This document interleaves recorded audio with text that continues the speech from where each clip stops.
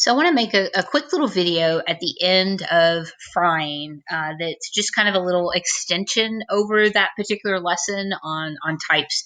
And this lesson is more about tips and how to. And so one of the things you're looking at here, this is we covered breading and I kind of went over breading just a couple of minutes ago. And so essentially with breading, there's a couple of things that you really want to keep into mind. So you want to picture it like an assembly line. And so you have, as pictured here, everything is mise en place out. You want to make sure, be very careful that you're not cross-contaminating. So essentially, if you're going to be doing a frying and you're going to fry a large amount of things, you have an assembly line and you have a raw zone, a cook zone, and a cooked zone, and they do not cross because you do have raw meat or vegetables and you have raw eggs, and so cross-contamination is really important. So as you can see here, this person is doing a little flour and then egg and then breadcrumbs. And so now you have a dredged product. You typically have one hand for wet food and then one for dry food so that you don't end up with like your fingers coated with a bunch of gunk. And a lot of times this is going to be like flour, egg wash, some sort of crumbs. There's all types of the crumb product. There's so many things that you can actually use. And so breadcrumbs is common, but you can even use like corn flakes that are mashed up, or cornmeal is good. You can use fun things like crushed up Grippo chips are really good. Some people have done the hot Cheetos kind of crushed up. They get a little weird for me. I'm not a fan of those.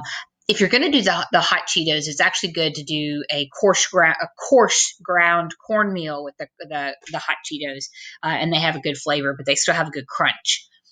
So you want to make sure that you range items on pans, store it in the refrigerator or the freezer. Don't leave it out for more than 2 hours. And anything that's not used that you've dipped the raw meat into, make sure that gets thrown away. So when it comes to deep frying, your oil for deep frying needs to be about 325 to about 375. And you want to remember recovery time and how important that is. And so immerse it into that oil.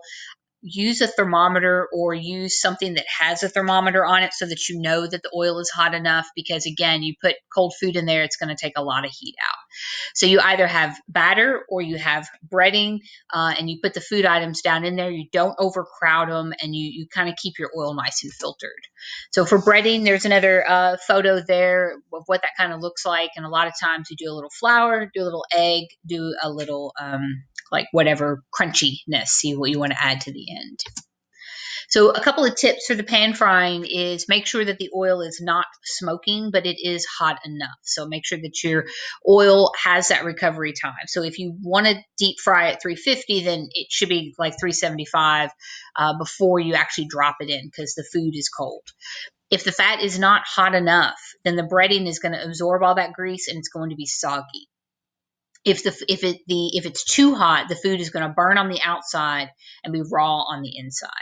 And another important thing, when you take the food out of the oil and you are resting it or you're cooling it, put it on a rack so that air circulates all the way around. Do not take not take good fried chicken that you worked really hard on and set it on newspaper or paper towels. People are like, oh, it soaks up the grease. If your oil is the right temperature, then your food shouldn't be greasy to begin with. But what happens is there's steam coming off of that food. There's heat. And when it's trapped under the paper towels, then all of that is going to get soggy, because that heat is going to make that breading soggy because it's just going to steam underneath. So, if you want to put paper towels underneath the rack, then do so. But if you're cooking and deep frying and pan frying at the right temperature, you shouldn't have a super greasy product. That means that you probably didn't have your oil hot enough and it soaked up too much oil. And so for deep frying, again, 325 to 375. Turn the food item if and when necessary.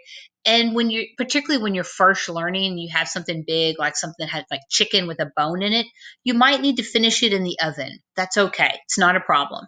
And so again, your oven temperature should match your oil temperature as well. And that's it. So have fun deep frying. It's the best cooking method.